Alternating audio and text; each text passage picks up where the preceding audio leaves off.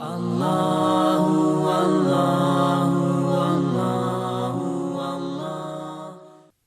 الانفال کی آیت نمبر 11، سورۃ الانفال کا دوسرا رکوع اور 9ویں پارے کا 16واں رکوع۔ اللہ رب العالمین نے ارشاد فرمایا، اذ یغشیکم النعاس امنۃ منہ، جب اللہ نے تمہیں اونگ سے گھیر دیا تو اس کی طرف سے چین تھی۔ حضرت عبداللہ بن مسعود رضی اللہ تعالی عنہ نے فرمایا کہ غنودگی اونگ اگر جنگ میں ہو تو امن ہے اور اللہ کی طرف سے ہے، اور نماز میں ہو تو شیطان کی طرف سے ہے۔ جنگ میں غنودگی کا امن ہونا اس سے ظاہر ہے کہ جسے جان کا اندیشہ ہو اسے نیند اور اونگ نہیں آتی، وہ خطرے اور اضطراب میں رہتا ہے۔ خوف شدید کے وقت غنودگی اونگ کا آنا یہ اس بات کی دلیل ہے کہ امن حاصل ہو گیا اور خوف زائل ہو گیا۔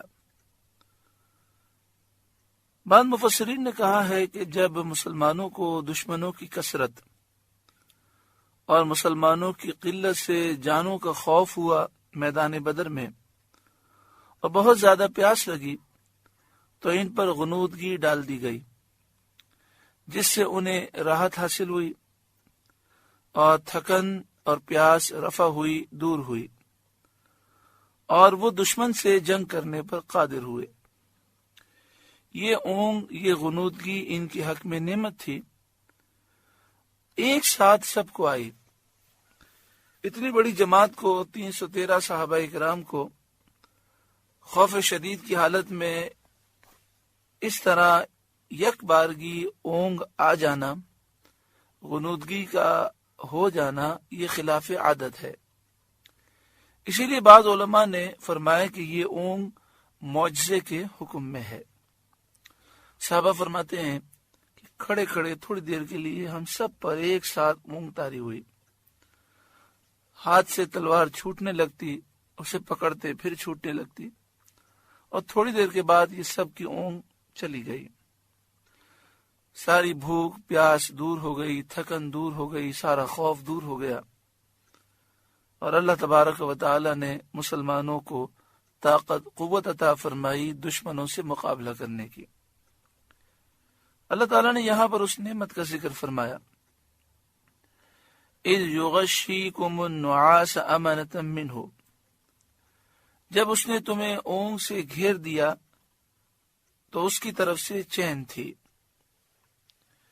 وَيُنَزِّلُ عَلَيْكُم مِّنَ السَّمَاءِ مَاءً، اور آسمان سے تم پر پانی اتارا، لِيُطَهِّرَكُم بِهِ، کہ تمہیں اس سے ستھرا کرے، وَيُذْهِبَ عَنكُم رِجْزَ الشَّيْطَانِ، اور شیطان کی ناپاکی تم سے دور فرما دے، وَلِيَرْبِطَ عَلَى قُلُوبِكُمْ، اور تمہارے دلوں کو دھارس بندھائے، وَيُثَبِّتَ بِهِ الْأَقْدَامَ، اور اس سے تمہارے قدم جما دے۔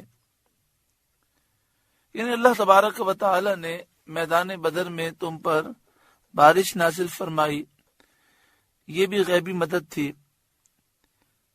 تاکہ اللہ تعالیٰ اس پانی کے ذریعے تمہیں ستھرا کرے، تم وضو کرو، غسل کرو، شیطان کی ناپاکی تم سے دور فرما دے، تمہارے دلوں کو دھارس ہو، تمہارے دل مضبوط ہوں، اور تمہارے قدم زمین پر جم جائیں۔ میدان بدر میں غزوہ بدر کے موقع پر مسلمان جب پہنچے تو کافروں نے اچھی زمین پر قبضہ کر لیا تھا۔ وہ زمین جہاں پر پانی موجود تھا، کنواں موجود تھا، وہاں انہوں نے قبضہ کر لیا۔ وہ زمین بھی نرم تھی اور وہاں پر چلنا اور سواریوں کا چلانا بھی آسان تھا۔ مسلمانوں کو اترنے کے لیے جو زمین ملی وہ ریگستان تھا، اس میں ریت موجود تھی، اور ریت میں ان کے اور جانوروں کے پاؤں دھس جاتے تھے، کھڑا ہونا اور چلنا مشکل تھا۔ تو مسلمانوں کو یہ فکر لاحق ہوئی کہ اس ریت میں جب ہم کھڑے نہیں ہو سکتے، چل نہیں سکتے، تو جنگ کیسے کریں گے؟ بعض صحابہ کو وضو کی ضرورت ہوئی، بعض کو غسل کی حاجت تھی، پیاس کی شدت بھی تھی، پانی پر کافروں کا قبضہ تھا۔ شیطان نے وسوسہ ڈالا کہ تم گمان کرتے ہو کہ تم حق پر ہو، تم میں اللہ کے نبی ہیں، تم اللہ والے ہو، اور تمہارا حال یہ ہے کہ مشرکین غالب ہو کر پانی پر پہنچ گئے ہیں، انہوں نے تمہارا پانی بند کر دیا ہے، اچھی زمین پر ان کا قبضہ ہے، تم جس مقام پر کھڑے ہو وہاں پر تمہارے لیے چلنا، کھڑا ہونا، تمہاری سواریوں کا چلنا مشکل ہے، تمہارے پاؤں مٹی میں، ریت میں پھنس جاتے ہیں، تمہارے پاس وضو اور غسل کرنے کے لیے پانی نہیں ہے، اور تم بغیر وضو اور غسل کیے نمازیں پڑھتے ہو، تمہیں دشمن پر فتح یاب ہونے کی کس طرح امید ہے؟ اس وقت تیمم کی آیات بھی نازل نہیں ہوئی تھی، تو اللہ تعالی نے بارش نازل فرمائی، اللہ نے می بھیجا جس سے پوری سرزمین سیراب ہو گئی، مٹی جم گئی، اور مسلمانوں کے لیے یہ میدان جنگ کے لیے سازگار ہو گیا، بہترین ہو گیا۔ اب مسلمانوں کو اس پر دوڑنا چلنا آسان ہو گیا۔ چونکہ چاروں طرف مٹی تھی تو صحابہ کرام علیہم رضوان نے مٹی سے تالاب کی شکل بنائی، یعنی چاروں طرف سے مٹی کو اونچا کر کے دیواروں کی شکل میں بنا لیا، بیچ میں انہوں نے جگہ چھوڑ دی، تو ہوا یہ کہ جب بارش ہوئی تو وہ تالاب کی شکل میں پانی جمع ہو گیا۔ صحابہ کرام علیہم رضوان نے اس پانی سے وضو کیا، غسل کیا، پانی پیا، اپنی سواریوں کو پلایا، اپنے برتنوں کو اور مشکوں کو انہوں نے بھر لیا، غبار بیٹھ گیا اور زمین اس قابل ہو گئی کہ اس پر قدم جمنے لگے، شیطان کا وسوسہ دور ہو گیا، یعنی شیطان نے جو وار کیا تھا اس کا جواب فوراً نازل ہو گیا۔ صحابہ کرام کے دل خوش ہوئے، اور یہ نعمت کامیابی اور فتح حاصل ہونے کی دلیل ہوئی، یعنی اس سے ظاہر ہو گیا کہ اب مسلمانوں کو فتح ہوگی، کہ اللہ تبارک و تعالی نے کرم فرمایا، بارش کی وجہ سے پورا میدان جنگ مسلمانوں کے حق میں ہو گیا۔ جس زمین پر کافر موجود تھے وہ نرم زمین تھی، جب بارش ہوئی تو وہ کیچڑ بن گئی، دلدل بن گئی، اور کافروں کا وہاں پر کھڑا رہنا مشکل ہو گیا، وہ کھڑے ہوتے تو پھسل کر گر جاتے۔ رب العالمین ہر چاہت پر قادر ہے۔ کچھ لمحات پہلے میدان جنگ کا جو نقشہ تھا اس میں مسلمانوں کی جگہ مسلمانوں کے لیے نقصان دہ تھی، لیکن اللہ تبارک و تعالی نے بارش کے ذریعے اس کو پورا پلٹ دیا، اور اب مسلمانوں کی جگہ مسلمانوں کے لیے سب سے زیادہ مفید تھی۔ تو اس آیت کریمہ میں یہ بیان ہوا کہ اللہ تعالی نے آسمان سے پانی کو نازل کیا، لِیُطَہِّرَکُم بِہِ، تاکہ تمہیں اس سے ستھرا کر دے، تم نے اس سے وضو کیا، غسل کیا، وَيُذْهِبَ عَنْكُمْ رِجْزَ الشَّيْطَانِ، شیطان کی ناپاکی تم سے دور فرما دے، وَلِيَرْبِطَ عَلَى قُلُوبِكُمْ، اور تمہارے دلوں کو دھارس بندھائے، وَيُثَبِّتَ بِهِ الْأَقْدَامَ، اور اس سے تمہارے قدم جمع دے۔ تو مسلمانوں کے قدم میدان جنگ میں جم گئے، مٹی جب بیٹھ گئی اور زمین اس قابل ہو گئی کہ اس پر چلنا اور دوڑنا آسان ہو گیا، تو اس سے مسلمان بہت خوش ہوئے۔ اِذْ یوحی ربک الی الملائکہ، اے محبوب یاد کریں جب آپ کا رب فرشتوں کو وحی بھیجتا تھا، انی معکم، کہ میں تمہارے ساتھ ہوں، فثبتوا الذین آمنوا، تم مسلمانوں کو ثابت رکھو، یعنی اے فرشتوں مسلمانوں کی مدد کر کے انہیں بشارت دے کر ان کو ثابت رکھو، ان کے قدم اور مضبوط کرو۔ سألقی فی قلوب الذین کفروا الرعب، ان قریب میں کافروں کے دلوں میں ہیبت، روب ڈال دوں گا۔ فَاضْرِبُوا فَوْقَ الْأَعْنَاقِ، اے فرشتوں تم کافروں کی گردنوں سے اوپر مارو۔ وَاضْرِبُوا مِنْهُمْ كُلَّ بَنَانٍ، اور ان کی ایک ایک پور پر ضرب لگاؤ، ایک ایک جوڑ پر ضرب لگاؤ۔ اس آیت کریمہ سے معلوم ہوا کہ اللہ تعالیٰ نے فرشتوں کو یہ حکم دیا کہ کافروں کی گردنوں سے اوپر مارو اور ان کے ایک ایک جوڑ پر مار لگاؤ۔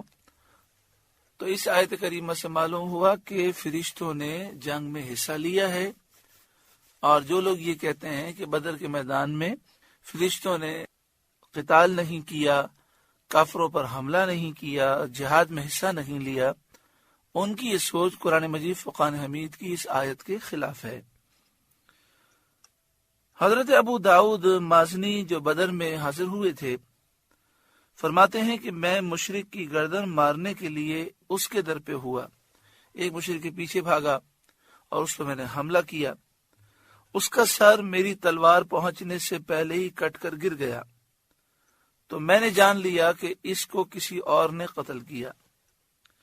حضرت سہل بن حنیف رضی اللہ تعالیٰ عنہ فرماتے ہیں کہ بدر کے میدان میں ہم میں سے کوئی تلوار سے اشارہ کرتا تھا تو اس کی تلوار پہنچنے سے پہلے ہی مشرک کا سر جسم سے جدا ہو کر گر جاتا تھا۔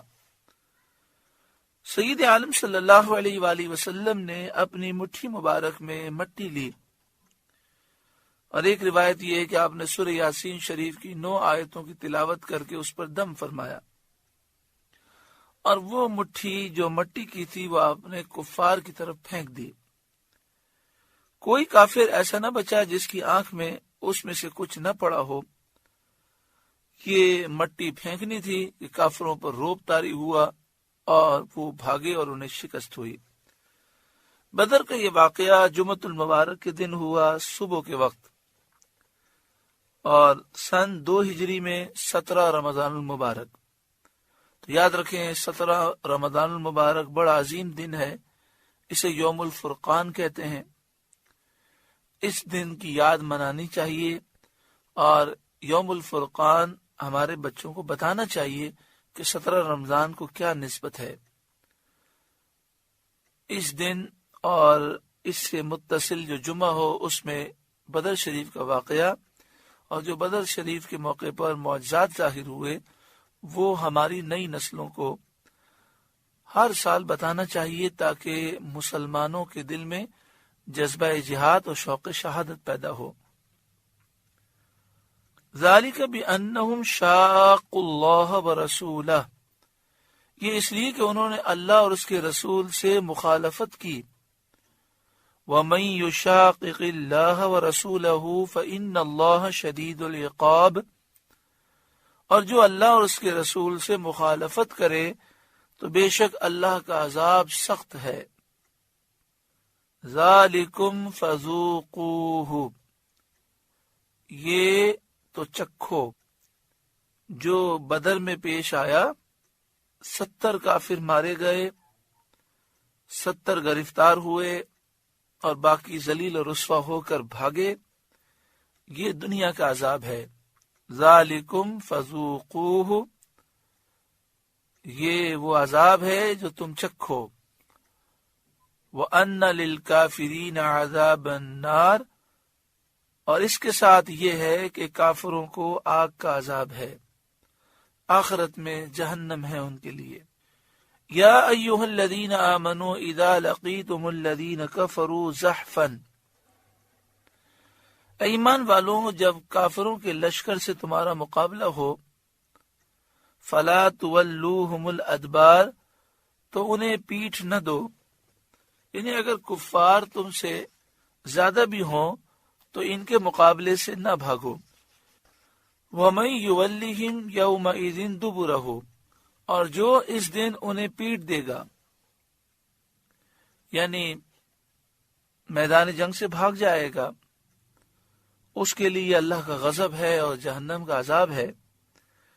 الا مگر متحرفا للقتال، لڑائی کا ہنر کرنے، او متحیزا الی فئۃ، یا اپنی جماعت میں جا ملنے کے لیے، تو اس کا پیچھے ہٹنا جائز ہے۔ فقد باء بغضب من اللہ، جو بغیر شرعی اجازت کے پیچھے ہٹے گا وہ اللہ کے غضب میں پلٹا، یعنی وہ اللہ کا غضب لے کر بھاگا۔ وَمَأْوَاهُ جہنم، اور اس کا ٹھکانہ جہنم ہے۔ وَبِئْسَ الْمَصِيرُ، اور کیا بری جگہ ہے پلٹنے کی۔ یعنی مسلمانوں میں سے جو جنگ میں کفار کے مقابلے سے بھاگا وہ غضب الہی میں گرفتار ہوا، اس کا ٹھکانہ جہنم ہے، دوزخ ہے۔ ہاں، دو حالتیں ایسی ہیں کہ جس میں پیچھے ہٹنے کی اجازت ہے۔ ایک تو یہ کہ لڑائی کا ہنر یا کرتب کرنے کے لیے پیچھے ہٹا ہو، وہ پیٹھ دینے اور بھاگنے والا نہیں ہے۔ جیسے شام کی فتوحات میں ایک موقع پر مسلمانوں نے اس طرح کیا کہ وہ قلعہ فتح کرنے کی کوشش کر رہے تھے، قلعہ فتح نہیں ہو رہا تھا اور کافروں نے زبردست حملہ کیا، تو لڑائی کے ہنر کی خاطر وہ پیچھے ہٹے اور پیچھے ہٹ کر وہ بھاگے۔ جب وہ بھاگے تو کافر یہ سمجھے کہ مسلمانوں کو شکست ہو گئی، انہوں نے قلعے کا دروازہ کھول دیا اور مسلمانوں کا تعاقب کیا، اور وہ چاہتے تھے کہ مسلمانوں کا مال لوٹ لیں۔ جب وہ قلعے سے باہر نکل آئے تو مسلمان پلٹ گئے اور انہوں نے پھر حملہ کیا۔ اللہ تعالیٰ نے مسلمانوں کو فتح عطا فرمائی۔ تو لڑائی کا ہنر یا کرتب کرنے کے لیے پیچھے ہٹا ہو وہ پیٹ دینے اور بھاگنے والا نہیں ہے۔ دوسرے جو اپنی جماعت میں ملنے کے لیے پیچھے ہٹا ہو وہ بھی بھاگنے والا نہیں ہے۔ مطلب یہ کہ مثال کے طور پر جنگ ہو رہی ہے اور مسلمانوں کی تعداد 2-3 ہزار ہے، ان کا خیال تھا کہ کافر 10,000 ہوں گے، لیکن ہوا یہ کہ جب وہ وہاں گئے تو لاکھوں کی تعداد میں کافر ہیں۔ تو مسلمانوں نے خیال کیا کہ ہم پیچھے جاتے ہیں اور جو ہمارا لشکر پیچھے ہے اس سے مل کر پھر دوبارہ حملہ کرتے ہیں، تو اپنی جماعت اور اپنے لشکر میں ملنے کے لیے جو پیچھے ہٹا ہو وہ بھی بھاگنے والا نہیں ہے۔ فَلَمْ تَقْتُلُوهُمْ وَلَكِنَّ اللَّهَ قَتَلَهُمْ، تو تم نے انہیں قتل نہ کیا بلکہ اللہ نے انہیں قتل کیا۔ جب مسلمان غزوہ بدر سے واپس ہوئے تو ان میں سے ایک کہتا تھا کہ میں نے فلاں کو قتل کیا، دوسرا کہتا تھا میں نے فلاں کو قتل کیا۔ اس پر یہ آیت نازل ہوئی اور فرمایا گیا کہ اس قتل کو تم اپنے زور و قوت کی طرف نسبت نہ کرو، کہ یہ در حقیقت اللہ تعالی کی امداد ہے اور اس کی تقویت اور تائید ہے۔ یعنی اس میں یہ سبق ہے کہ جب مدد آ جائے تو اپنی طاقت، اپنی قوت کی طرف نسبت نہیں کرنی چاہیے، بلکہ یہ کہنا چاہیے کہ یہ محض اللہ کا فضل ہے، اس کی امداد ہے کہ اس نے مدد فرمائی، اس نے تقویت دی، اس نے تائید کی۔ وما رمیت اذ رمیت ولکن اللہ رما، یہاں پر سرکار دو عالم صلی اللہ علیہ وآلہ وسلم کی شان اور عظمت بیان کی گئی کہ حضور کا فعل اللہ کا فعل ہے۔ وما رمیت اذ رمیت ولکن اللہ رما، اور اے محبوب وہ خاک جو آپ نے پھینکی، آپ نے نہ پھینکی تھی بلکہ اللہ نے پھینکی۔ مٹھی میں مٹی لے کر آپ نے کافروں پر جو ڈالی اور کافر گھبرا کر بھاگے، اس کے متعلق فرمایا وما رمیتا، اے محبوب آپ نے وہ مٹی نہ پھینکی، اذ رمیتا جب پھینکی۔ یہ بھی فرمایا جا رہا ہے کہ آپ نے پھینکی، جب آپ نے وہ مٹی پھینکی تو آپ نے نہیں پھینکی، ولکن اللہ رما، بلکہ اللہ نے پھینکی، کیونکہ رسول صلی اللہ علیہ وآلہ وسلم اللہ کے خلیفہ اعظم ہیں، تو حضور کا ہر فعل اللہ کے حکم سے ہے، اور حضور کا کرنا یہ اللہ رب العالمین کا کرنا ہے۔ وَلِيُبْلِيَ الْمُؤْمِنِينَ مِنْهُ بَلَاءً حَسَنًا، اور اس لیے کہ مسلمانوں کو اس سے اچھا انعام عطا فرمائے۔ یہ جنگ اس لیے ہوئی کہ مسلمان بہت عظیم فتح پائیں، اور جو انہوں نے تکلیفیں جھیلی تھیں اس پر اللہ تعالیٰ انہیں غلبہ عطا فرمائے اور فتح و نصرت اور اچھا انعام عطا فرمائے۔ ان اللہ سمیع علیم، بے شک اللہ سننے والا جاننے والا ہے۔ ذالکم، یہ تو لو، یعنی اے مسلمانوں، یہ فتح، یہ نصرت، یہ تمہیں اللہ تعالیٰ نے عطا فرمائی، اس پر خوش ہو جاؤ۔ وَأَنَّ اللَّهَ مُوهِنُ كَيْدِ الْكَافِرِينَ، اور اس کے ساتھ یہ ہے کہ اللہ کافروں کا داؤ سست کرنے والا ہے۔ کافر جو مکر و فریب کرتے ہیں، اللہ تعالیٰ ان کے مکر و فریب کو ناکام کر دیتا ہے، کمزور فرما دیتا ہے۔ ان تستفتحوا فقد جاءکم الفتح، اے کافروں اگر تم فیصلہ مانگتے ہو تو یہ فیصلہ تم پر آ چکا۔ یہ خطاب مشرکین کے لیے ہے جنہوں نے بدر میں سید عالم صلی اللہ علیہ وآلہ وسلم سے جنگ کی، اور ان میں سے ابو جہل نے اپنی اور حضور صلی اللہ علیہ وآلہ وسلم کی نسبت یہ دعا کی کہ یا رب، ہم میں جو تیرے نزدیک اچھا ہو اس کی مدد کر، اور جو برا ہو اسے مصیبت میں مبتلا کر۔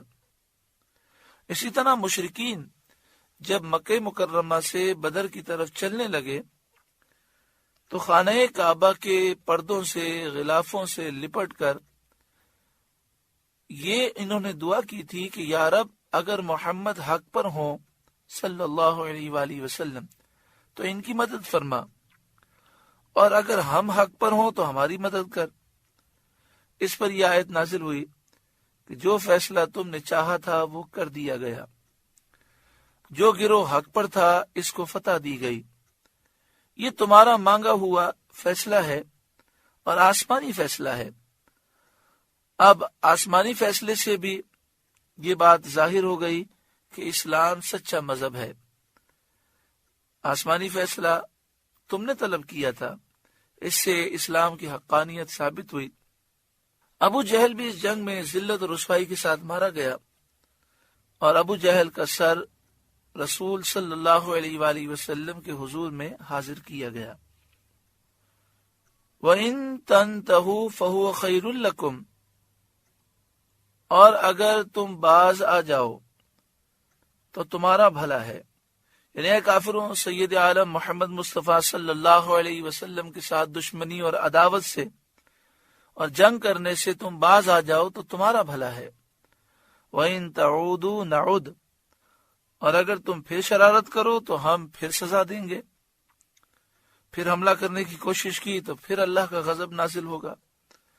وَلَن تُغْنِيَ عَنْكُمْ فِئَتُكُمْ شَيْئًا وَلَوْ كَثُرَتْ، اور تمہارا لشکر، تمہارا جتھا تمہیں کچھ کام نہ دے گا، کچھ فائدہ نہ دے گا، چاہے کتنا ہی بہت ہو، چاہے کتنی ہی کثرت ہو۔ وَأَنَّ اللَّهَ مَعَ الْمُؤْمِنِينَ، اور اس کے ساتھ یہ ہے کہ اللہ مسلمانوں کے ساتھ ہے۔ اے کافروں، اگر تم نے پھر حملہ کرنے کی کوشش کی، اس سے بڑا لشکر لے کر آئے، پھر بھی تم ناکام رہو گے، کیونکہ اللہ مومنوں کے ساتھ ہے۔ بدر میں مدد نازل ہوئی، اللہ تعالیٰ نے غیبی مدد نازل فرمائی، اور یہ صرف بدر تک محدود نہیں۔